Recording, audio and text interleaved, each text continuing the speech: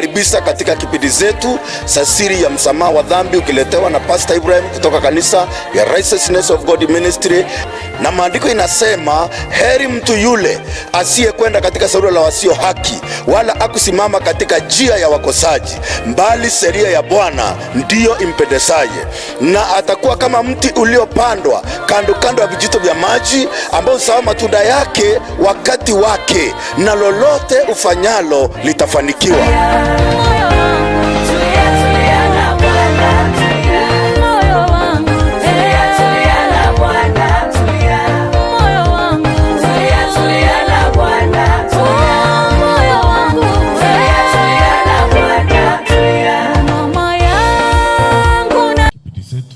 Ya msamaha wa dhambi, ukiletwa na Pastor Ibrahim kutoka kanisa ya Righteousness of God Ministry hapa Lare. Tukaribishe mtazamaji wetu kwa makofi, shangwe na vigelegele. Na shukuru Mungu kwa nafasi nyingine, mpendwa mtazamaji, Mungu amenijalia ili tuweze kukutana na wewe katika kipindi hiki. Katika kipindi hiki kilichopita tulijifundisha kuhusu lango la hema takatifu. Na tukaona lango la hema takatifu lilikuwa na rangi 4. Lilikuwa tofauti na sehemu zingine katika hema takatifu. Na tukaona lango liliwakilisha Yesu Kristo. Kama vile Yesu Kristo alikuja akiwa tofauti na watu wengine. Yesu alikuwa tofauti na wanadamu, hakufanana na wanadamu. Kwa sababu wanadamu wote ni wenye dhambi, lakini Yesu alikuja akiwa mtakatifu, Yesu alikuja akiwa mkamilifu, Yesu alikuja akiwa mwenye haki, Yesu hakuwa na dhambi yoyote. Na tukiangalia lango la hema takatifu lilikuwa na rangi 4. Kuna rangi ya samawi, kuna rangi zambarau, kuna kitani kisafi na kuna nyekundu. Na tukiangalia rangi ya zambarau inawakilisha Yesu kama mfalme, hiyo ni kitabu cha Mathayo. Ukiangalia rangi ya kitani safi uwakilisha Yesu kama mtumishi, na hiyo ni kitabu cha Marko, ambao Yesu aliweza kufanya huduma kama mtumishi. Rangi nyekundu inawakilisha Yesu kama mwanadamu, na hiyo ni kitabu cha Luka, inamweleza Yesu kama mwanadamu. Rangi ya samawi ni rangi inawakilisha Yesu Kristo akiwa mwana wa Mungu, na hiyo ni kitabu cha Yohana, ambao Yohana amemweleza Yesu, hakumweleza Yesu kama mwanadamu, hakumweleza kama mfalme, hakumweleza kama mtumishi, bali alimweleza akiwa mwana wa Mungu.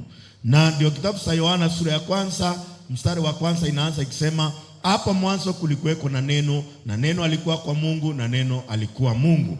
Kwa hivyo tukiangalia hizi rangi 4 zinawakilisha injili 4 za Yesu Kristo.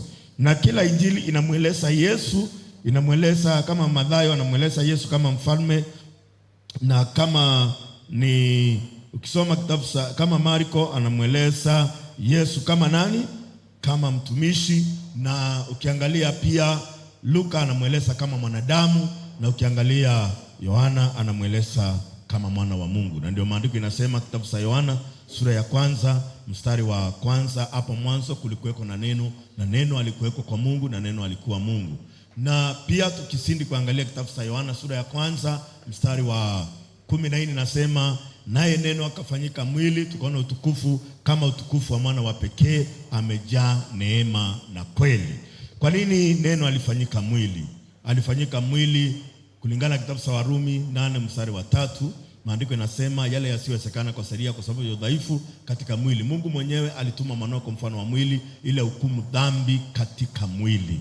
Kwa hivyo Yesu alikuja katika mwili ili hukumu dhambi katika mwili. Na tuliweza kuangalia katika kipindi kilichopita, tukaona sura kamilifu ya Yesu Kristo.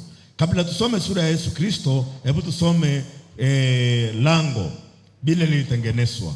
Tuangalie katika Biblia kitabu cha Kutoka 27 mstari wa 16, na kwa lile lango la ua patakuwa na kistiri za dhiraa 20, kitakuwa na nguo ya rangi ya bluu na zambarau na nyekundu na kitani kizuri zenye kusokotwa, kasi ya msono taraza, nguzo zake zitakuwa 4 na vitako vyake 4. Kwa hivyo ukiangalia hapo tumeona lango lilitengenezwa likiwa na rangi 4, na hizi rangi 4 zinawakilisha injili 4 za Yesu Kristo. Na tunapoangalia Yesu Kristo, hili lango linawakilisha Yesu Kristo. Na lango hili linawakilisha Yesu Kristo. Kuna kasi mbili ya lango. Kasi ya kwanza ni kutofautisha mtu aliye nje na mtu aliye ndani. Haleluya. Kasi ya pili ya lango ni inawakilisha Yesu Kristo ambaye alikuja akiwa tofauti na wanadamu. Kwa sababu wanadamu wote ni wenye dhambi, lakini Yesu hakujua dhambi, Yesu hakutenda dhambi, hakuwa na dhambi ndani ya moyo wake. Tuangalie vitabu ambavyo vinadhihirisha sura kamilifu ya Yesu Kristo. Tusome waraka wa kwanza wa Yohana. Mpendwa mtazamaji, naomba ufungue Biblia yako, kitabu cha waraka wa kwanza wa Yohana 3:5. Na hapa kanisani tuungane kwa skrini kusoma. Ninyi mnajua ya kuwa alidhihirishwa ili asiondoe dhambi, na dhambi haimo ndani yake. Mnajua ya kuwa alidhihirishwa asiondoe dhambi, na dhambi haimo ndani yake. Ndani ya Yesu Kristo hakukuwa na dhambi, na alidhihirishwa ili asiondoe dhambi. Hiyo ndio jambo moja kudhihirisha wazi ya kwamba Kristo alikuja akiwa tofauti na wanadamu, kwa sababu wanadamu wote ni wenye dhambi, lakini Yesu hakuwa na dhambi. Tuangalie kitabu cha Petro wa kwanza sura ya 2 mstari wa 22. Maandiko inasema yeye hakutenda dhambi, wala ila haikuonekana kinywani mwake. Yeye hakutenda dhambi, wala udanganyifu au kuwepo kinywani mwake. Huyu ndiye Yesu Kristo. Yesu hakutenda dhambi, wala udanganyifu kuonekana kinywani mwake.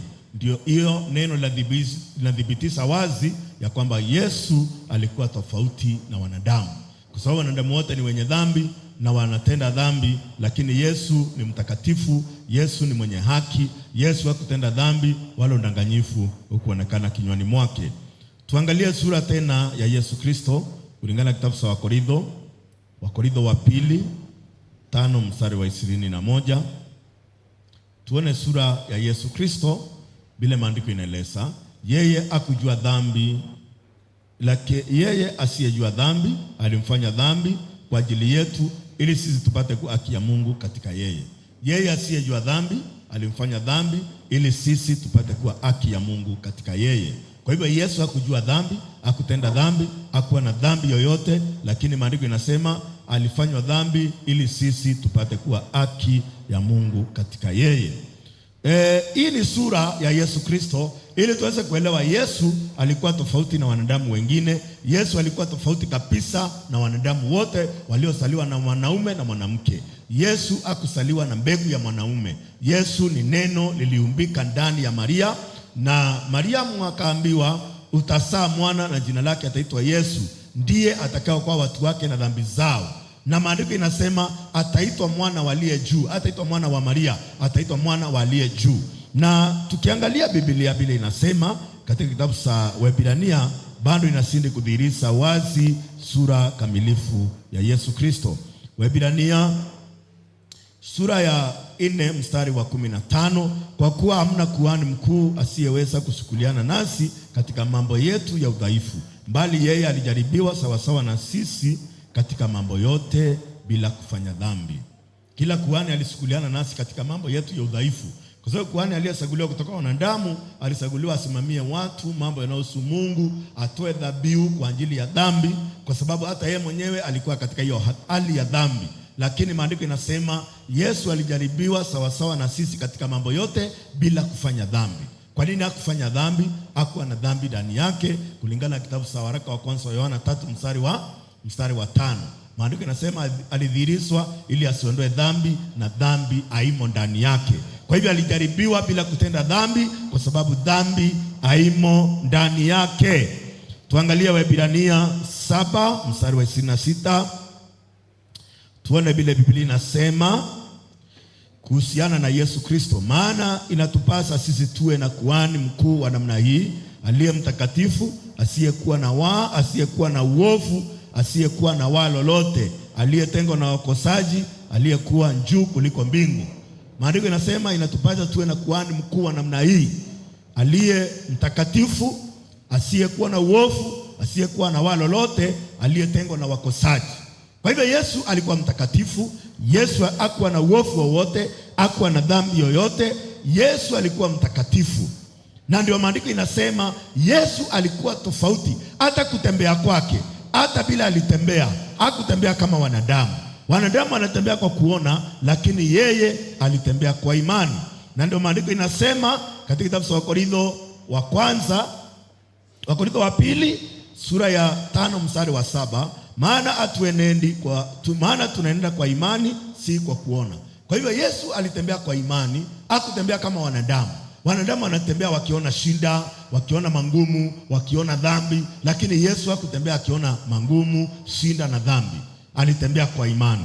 Na hiyo ilidhihirisha wazi ya kwamba Yesu ni tofauti na wanadamu. Tunapoangalia sura ya mwanadamu, tumeona sura ya Yesu Kristo. Lazima tuangalie sura ya mwanadamu. Tuangalie sura ya mwanadamu. Mwanadamu ni mtu wa aina gani? Tuangalie kitabu cha Warumi 5 mstari wa 12. Tuangalie katika Biblia zetu tuone vile Biblia inasema. Kwa hiyo kama kwa mtu mmoja dhambi iliingia ulimwenguni, na kwa dhambi hiyo mauti, na hiyo mauti ikawafikia watu wote kwa sababu wote wamefanya dhambi. Hii ndio sura ya mwanadamu. Kupitia mtu mmoja ambaye anaitwa Adamu, alipomwasi Mungu, dhambi iliingia ulimwenguni. Na hiyo dhambi mauti, na hiyo mauti ikawafikia watu wote kwa sababu wote wamefanya dhambi. Ndani ya moyo wa mwanadamu kuna mauti. Ndani ya moyo wa mwanadamu kuna dhambi na mauti. Lakini ndani ya Yesu Kristo hakuna dhambi.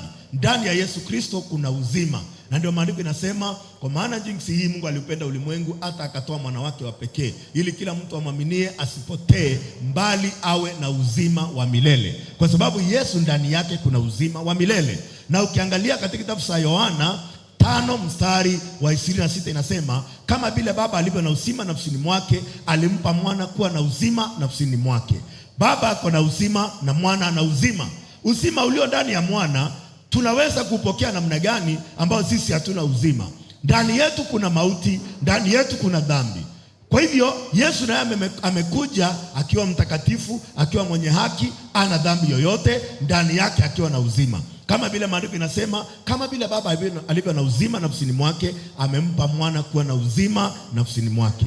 Tukisoma kitabu cha Injili ya Yohana 3 mstari wa 36, tunaweza kuona vile Biblia inavyosema kuhusiana na Yesu Kristo.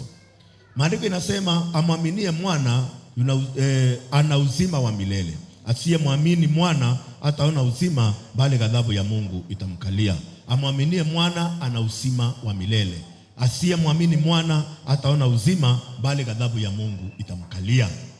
Kwa hivyo uzima ulio ndani ya Yesu tunaweza kupata kwa njia ya kumwamini. Tunapomwamini Yesu tunapata uzima wa milele. Kwa sababu ndani yetu hatuna uzima, ndani yetu kuna dhambi na mauti. Lakini ndani ya Yesu Kristo kuna haki na uzima. Na tunapoamini Yesu Kristo tunapata msamaha wa dhambi, tunapata uzima wa milele. Kwa hivyo Yesu alikuja akiwa tofauti na wanadamu wengine. Yesu alikuja akiwa tofauti na wanadamu wote duniani. Na ikajulikana Yesu ni Mwokozi. Haleluya. Sasa nataka tuweze kuona picha fulani kuhusiana na Adamu na Yesu Kristo. Huyu ni Adamu. Adamu ni mwenye dhambi. Adamu ako na mauti. Huyu ni Kristo. Kristo ni mwenye haki. Kristo ana uzima. So hii ndio sura ya mwanadamu. Na sura ya mwanadamu ya dhambi ilianzia wapi? Wakati Mungu alipoumba mwanadamu, hakuumba mwanadamu akiwa na dhambi. Aliumba mwanadamu akiwa mtakatifu, aliumba mwanadamu akiwa na upendo, haki, utakatifu na umilele. Katika kitabu cha Mwanzo sura ya 1 mstari wa 26, wana wetu na sura yetu. Na tukiona Mwanzo sura ya 2 mstari wa 7, Bwana Mungu akafanya mtu kwa mavumbi ya ardhi, akapuliza puani pumzi ya uhai, akawa nafsi hai. Tukiangalia Mwanzo sura ya 2 mstari wa 15, Bwana Mungu akamtoa huyo mtu akamweka katika bustani la Edeni ailime na kuitunza. Ni nini Mungu anataka mwanadamu atunze? Wanaenda kuomba msamaha. Nilimwaza vibaya, Mungu nisamee. Nimetenda vibaya, naomba Mungu nisamee. Hawajui Mungu aangalii mawazo na matendo. Mungu anaangalia moyo. Kulingana na kitabu cha Mwanzo 6 mstari wa 5, maandiko inasema, Bwana akaona maovu ya mwanadamu ni makubwa duniani, na kwamba kila kusudi anawaza moyoni mwake ni mbaya tu siku zote. Mungu akiangalia moyo, anaona moyo ni Moyo ni mwovu. Lakini sisi tunaangalia sura ya nje. Tunaangalia nje ambao ni mawazo na matendo. Na tunaenda tunaomba msamaha. Tuseme sasa huu ni moyo na bado uko na dhambi. Haya ni mawazo mabaya lakini matendo mabaya, ana matendo mabaya. Kwa hivyo ako na mawazo mabaya na ako na matendo mabaya. Huyu ako na mawazo mabaya na matendo mabaya. Huyu ako na mawazo mabaya lakini ana matendo mabaya. Amefinyilia mawazo mabaya yasitoke. Sasa huyu amefinyilia mawazo, amefinyilia matendo mabaya yasitoke, anaweza kusema mimi ni mzuri, mimi nimeokoka. Hiyo ndio dini watu wanaita kuokoka, wakati hauna matendo mabaya. Huyu ni mwingine ako hapa, dhambi iko ndani ya moyo, mawazo ni mazuri na matendo ni mazuri. So huyu ako na mawazo mazuri na matendo mazuri. Huyo mtu wanasema huyo ni ndugu mzuri, huyo ni dada mzuri wa kanisa, huyo ni mama mzuri wa kanisa. Kwa sababu gani? Mawazo yake si mabaya na matendo yake si mabaya.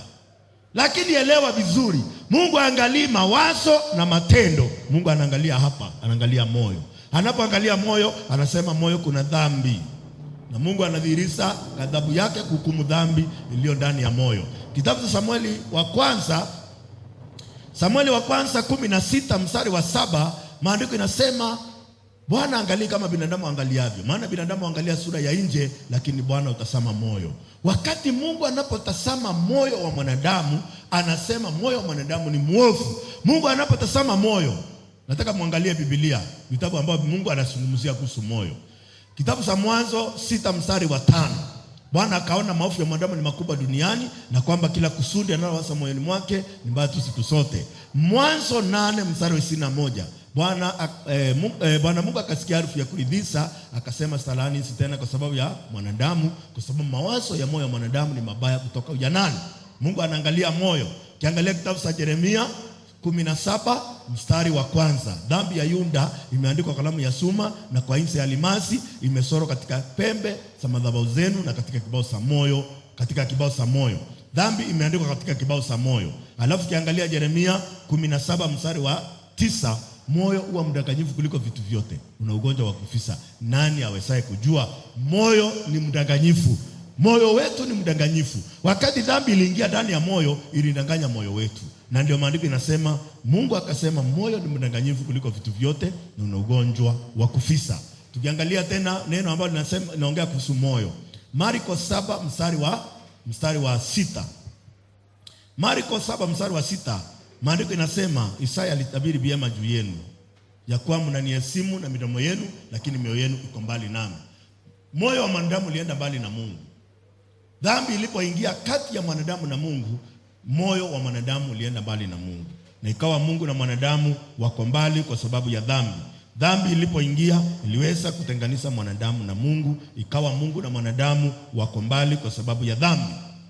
Ukisoma kitabu cha Isaya 59 verse 2, maandiko inasema, maovu yenu yamefarikisha na Mungu wenu, na dhambi zenu zimeficha uso wake asiwaone, hata hataki kusikia. Dhambi ilipoingia kati ya mwanadamu na Mungu, iliweza kutenganisha mwanadamu na Mungu, kwa sababu Mungu anaangalia moyo, na moyo umeingia dhambi. Kwa hivyo Mungu haoni moyo wa mwanadamu, anaona dhambi. Na ndio maandiko inasema, maovu yenu yamefarikisha na Mungu wenu, na dhambi zenu zimeficha uso wake asiwaone, hata hataki kusikia. Hii ndio sura ya mwanadamu. Hii ndio sura kamilifu ya mwanadamu. Sura ya Yesu Kristo ambaye alikuja kama mwokozi, alikuja akiwa tofauti. Mtu yule ako nje ya Yesu Kristo ni mwenye dhambi.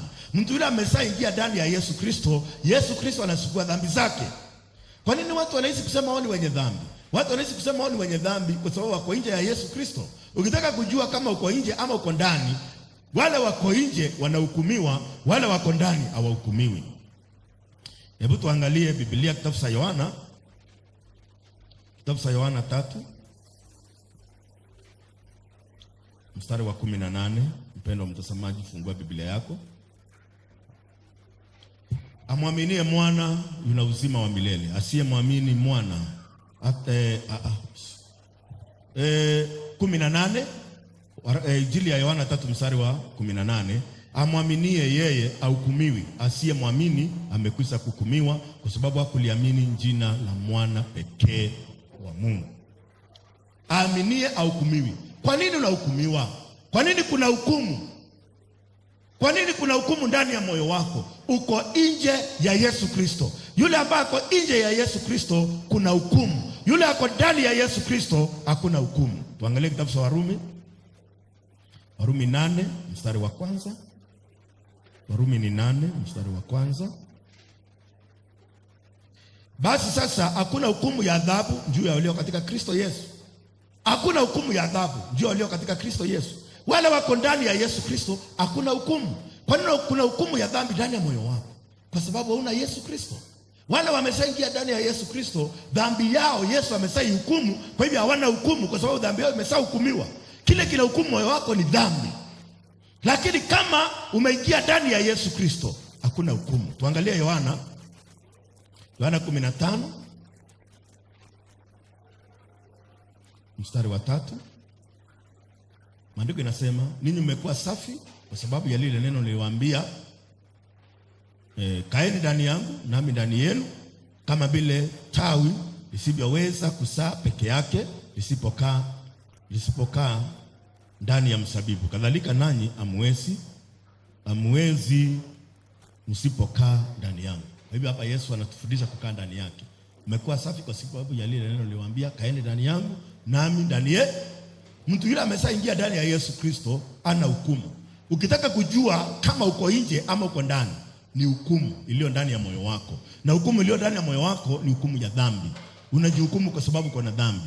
Lakini yule ameshaingia ndani ya Yesu Kristo, Yesu anachukua dhambi zake, na Yesu akichukua dhambi zake ana hukumu hiyo dhambi. Na ndio wale ambao wako ndani ya Yesu hawana hukumu. Kwa sababu gani? Kwa sababu dhambi zao zimehukumiwa.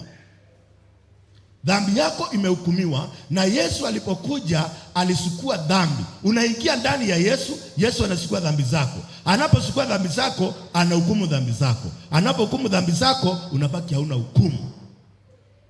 Amen. Kwa hivyo uko na hukumu kwa sababu uko nje. Na hema takatifu inatufundisha mtu yule ako nje na yule ako ndani. Mtu yule ako nje ako na dhambi, na huyu mtu ako nje anahukumiwa. Mauti iko ndani yake, atakufia dhambi yake yeye mwenyewe. Na ujue mwanadamu ako na uhai mara moja tu. Ukifa kwa sababu ya dhambi yako ni hivyo. Yesu alikuwa na uhai mara mbili, ndio alitoa uhai wake, na alipotoa uhai wake, uhai mwingine ulibaki. Mwili wake ulipouawa, roho yake iliuishwa. Lakini sisi tukifa tumekufa.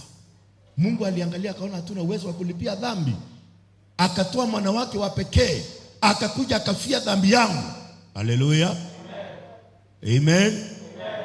Kwa hivyo mimi singeweza kufia dhambi yangu. Kwa sababu gani? Nina uhai mara moja tu, na Kristo alikuja akafia dhambi yangu mara ngapi? Mara moja. Tuangalie kitabu cha Timotheo wa kwanza sura ya kwanza mstari wa 15. Ni neno la kuaminiwa, tena la stahili kukubaliwa kabisa, ya kwamba Kristo Yesu alikuja ulimwenguni awaokoe wenye dhambi, ambao wa kwanza wao ni mimi. Wa kwanza ni nani? Wa kwanza si wewe. Ni nani? Ni mimi. Yesu Kristo alikuja ulimwenguni aokoe wenye dhambi, ambao wa kwanza wao ni mimi. Wa kwanza ni nani? Wa kwanza ni nani? Haleluya. Mpendo mtazamaji, wa kwanza kuokolewa ni nani? Ni nani? Ni mimi, si mtu mwingine. Ni mimi. Wa kwanza wao ni mimi. Nilikuwa mwenye dhambi, nilikuwa mtu mchafu, nilikuwa nimepotoka, lakini Yesu alipokuja ulimwenguni alikuja aokoe mwenye dhambi, na wa kwanza wao ni mimi. Sasa Yesu amekuokoa. Watu wengi wanasema Yesu ni mwokozi, lakini gorusa uko na dhambi. Nani anaweza kosa dhambi? Kwa sababu watu wanasoma, nataka niwaonyeshe vitabu ambao vile vimekufanya mwenye dhambi. Kwa sababu unasoma vitabu iko na dhambi, usome vitabu iko na Yesu. Wenye dhambi wamepewa maandiko na Shetani, wanasoma tu maandiko yale iko na dhambi. Wanasoma kitabu cha Warumi 3 mstari wa 23. Maandiko yanasema namna gani? Wote wametenda dhambi na kufungukiwa na utukufu wa Mungu. Hii mstari ikisoma kwa dini, watu wale ambao waamini Yesu wanasoma, wanasema, sisi wote tumetenda dhambi na kufungukiwa na utukufu wa Mungu. Kila mtu ageukia ukuta amlilie Mungu kwa sababu ya dhambi yake. Kama dhambi ilikuwa inaoswa na mazozi, ingekuwa Yesu hapa msalabani amwage damu yake kweli? Haleluya. Haingekuwa damu ya Yesu Kristo, haingekuwa ya maana kama dhambi ilikuwa inaoswa na masosi. Amen. Haleluya. Yesu alikuja ulimwenguni aokoe wenye dhambi, na wa kwanza wao ni nani? Ni mimi. Mpendwa mtazamaji, ukiamini Yesu alikuja ulimwenguni akuokoe, hautabaki na dhambi. Dhambi haioshwi na masosi. Dhambi ilioshwa na damu ya Yesu. Sisemi dhambi yako itaozwa, dhambi yako ilioshwa. Ni wewe au yaamini. Sasa unasoma tu kitabu cha Warumi 3:23, watu wametenda dhambi na kufikiri utukufu wa Mungu. Mbona uendi mstari wa 24? Enda mstari wa 24 mahali kuna Yesu. Inasema wamehesabiwa haki bure wale waliotenda dhambi na kufikiri utukufu wa Mungu. Mstari wa 24 inasema wamehesabiwa haki bure kwa neema na ukombozi ulio katika Kristo Yesu. Ukisema wewe ni mwenye haki, wanakusomea kitabu cha Warumi 3:10. Kama ilivyoandikwa hakuna mwenye haki hata mmoja. Mbona unajiita mwenye haki wewe? Si umuonyeshe mstari 24. Wamehesabiwa haki bure kwa neema na ukombozi ulio katika Kristo Yesu. Nimehesabiwa haki bure. Haleluya. Wanasoma kitabu cha waraka wa kwanza Yohana sura ya 1 mstari wa 8. Tukisema kwamba hatuna dhambi, twajidanganya wenyewe na kweli haimo ndani yetu. Sasa mbona unasema huna dhambi na Biblia inasema tukisema hatuna dhambi twajidanganya wenyewe? Sasa wamekwama kwa hiyo mstari wa 8. Mbona usomi mstari wa 10? Mstari wa 10 inasema ukisema utendi dhambi wamfanya yeye kuwa muongo na kweli haimo ndani yako. Yule ako na dhambi lazima atende dhambi. Soma mstari wa 9. Tukisiungama dhambi zetu, yeye ni mwaminifu na wa haki atatuondolea dhambi zetu na udhalimu wote. Kwa hivyo yeye ni mwaminifu. Tukisiungama, tunaungama nini? Kuungama ni tofauti na kutubu na kukiri. Kuungama ni kuungama kile kiko ndani. Nini iko ndani yako? Dhambi iko ndani yako. Kutenda dhambi kuko ndani yako. Ukiungama, ndio mstari wa 7 dhambi yako inaoswa. Haleluya. Hapo mstari wa 7 kuna Yesu na damu. Inasema tukienenda nuruni kama yeye alivyo katika nuru, tushirikiana sisi kwa sisi, na damu ya mwana wake Yesu Kristo yatuosha dhambi zote. Dhambi ilikuwa mstari wa 8, dhambi ilikuwa mstari wa 9, dhambi ilikuwa mstari wa 10. Hiyo dhambi imeoshwa na damu ya Yesu Kristo. Haleluya. Kutoka hapo unaweza kusema sina dhambi kwa sababu damu ya Yesu Kristo. Huyo ndio mtu ako ndani ya nani? Ya Yesu. Yule ako nje ya Yesu Kristo ako na dhambi yake haijaoshwa. Yule ako ndani ya Yesu Kristo dhambi yake imeoshwa na damu ya Yesu Kristo. Mpendwa mtazamaji, naamini ya kwamba katika kipindi kijacho tutaendelea kujifundisha ndani ya hema takatifu. Tuone ndani ya hema takatifu nini kilikuwa kinaendelea. Ndani ya Yesu Kristo nini inaendelea. Mungu akubariki sana. Baba mtakatifu na mkombozi wetu Yesu Kristo, na kushukuru kwa sababu ya neema na fadhili zako Bwana wa majeshi. Umetujalia Bwana wa majeshi mchana wa leo na jioni ya leo kusoma neno lako. Naamini kwamba neno hili limesaingia ndani ya moyo wa mtu na kubadilisha moyo wake. Bwana wa majeshi, tumeelewa sura ya Adamu ni ya dhambi, lakini sura ya mwana wako Yesu Kristo ni ya haki na uzima. Na Bwana wa majeshi, tunapoingia ndani ya Yesu Kristo tunafanyika watakatifu, tunafanyika wakamilifu, tunafanyika watoto wako. Bwana wa majeshi, tunakushukuru kwa sababu ya kutuma mwana wako Yesu Kristo ulimwenguni ili aokoe wenye dhambi, na wa kwanza wao ni mimi. Nakushukuru kwa wokovu. Kwa imani katika jina la Yesu Kristo tunaomba. Amen. Kuna mambo mengi ambao dini imefundisha watu hayako katika Biblia.